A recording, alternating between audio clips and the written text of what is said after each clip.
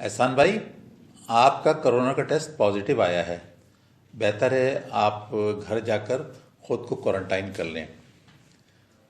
سر مگر آپ کا روزانہ کا آفس کا آنا جانا اور دوسرے معاملات، بس مجھے معمولی سے نزلہ کھانسی ہے، بخار بھی ہے، میں نے دوا لے لی ہے، انشاءاللہ ٹھیک ہو جائے گا۔ مجھے پتا تھا احسان بھائی سے بحث کرنا بیکار ہے، کیونکہ وہ بھی ان دوسرے 50% کیا 80% پاکستانیوں کی طرح تھے جو کرونا کو بلا وجہ کا رونا مانتے تھے۔ بہرحال میرے اصرار کرنے پر میرے ڈرائیور احسان بھائی چھٹی پر چلے گئے، اور اسی رات سے مجھے بھی کھانسی، بخار اور نزلے نے آ گھیرا۔ ہو نہ ہو یہ مجھے احسان بھائی سے لگ گیا تھا، اور یہ کرونا ہی تھا۔ میں نے اپنی بیوی عذرا کو فون کیا، جو قطر جا کر بچوں کے پاس پھنس گئی تھی، اور اسے میں نے اپنی کیفیت بتائی۔ اگرچہ وہ کھانے سے پورا فریج بھر کے گئی تھی، مگر مجھے اس وقت کھانے کی طلب بھی نہیں ہو رہی تھی، نہ ہی خوشبو آ رہی تھی۔ مجھے بس یہ فکر لگی ہوئی تھی کہ یہ مجھے کرونا نہ ہو گیا ہو۔ دوسرے دن آفس جانا ضروری تھا۔ میں آفس گیا اور جا کے میں نے اپنے کمرے کا دروازہ بند کر لیا۔ میں نہیں چاہتا تھا اسٹاف بھی کرونا کی نظر ہو جائے۔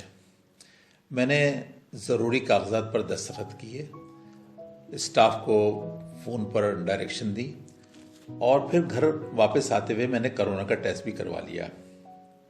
لان سے گزرتے ہوئے میری نگاہ ایک بلی پر پڑی، جو اپنے 3 نومولود بچوں کے ساتھ بیٹھی ہوئی مجھے دیکھ رہی تھی۔ رفیق، یہ بلی کہاں سے آئی؟ اسے اٹھا کے باہر رکھو، یہ سارا لان گندا کر دے گی۔ سر اس وقت تو بہت سردی ہے، میں صبح دھوپ نکلے گی تو اس کو باہر لے جا کے چھوڑ آؤں گا۔ یہ اندر کیسے آئی؟ میں دوبارہ غصہ ہوا، اور پھر گھر کے اندر آتے ہوئے میری نگاہ دوبارہ بلی پہ پڑی۔ وہ مجھے اس طرح سہمی ہوئی نگاہوں سے دیکھ رہی تھی جیسے کوئی ماں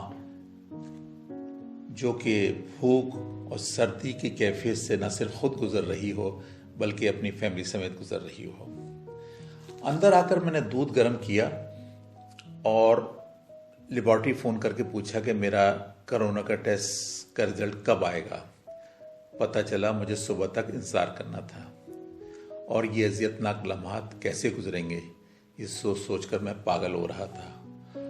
یہ یقیناً کرونا تھا، اور کرونا کے مثبت آنے کے چانسز 100% تھے۔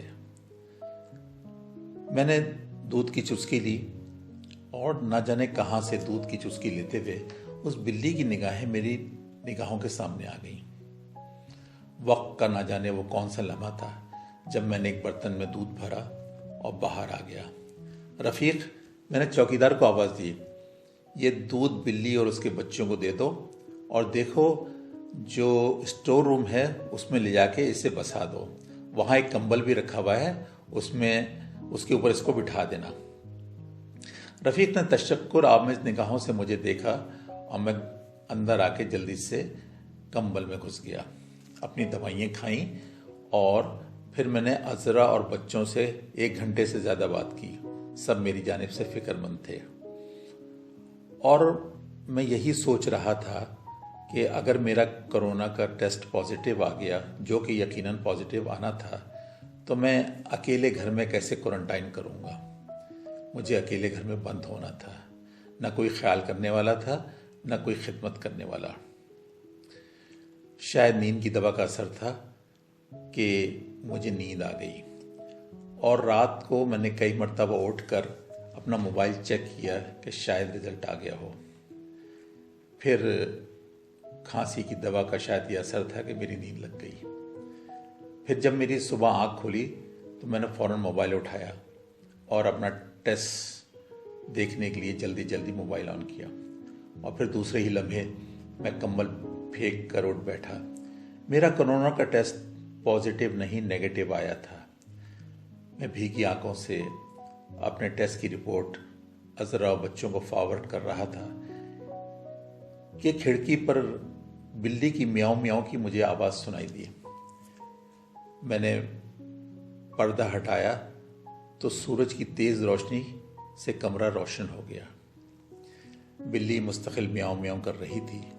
اس کی بلو کلر کی آنکھوں میں بہت سارے جذبات امنڈ آئے تھے۔ پھر میں نے عجیب منظر دیکھا۔ بلی نے آسمان کی طرف منہ کرا اور میاؤں میاؤں کرنا شروع کر دیا۔ شاید اوپر والا اس کی زبان سمجھتا تھا۔ اور پھر میرے موبائل پر گانا بج اٹھا، کوئی تو ہے جو نظام ہستی چلا رہا ہے۔ یہ عذرا کی فون کی کال تھی اور آج اس کی ڈی پی پر خوبصورت بلی کی تصویر لگی ہوئی تھی۔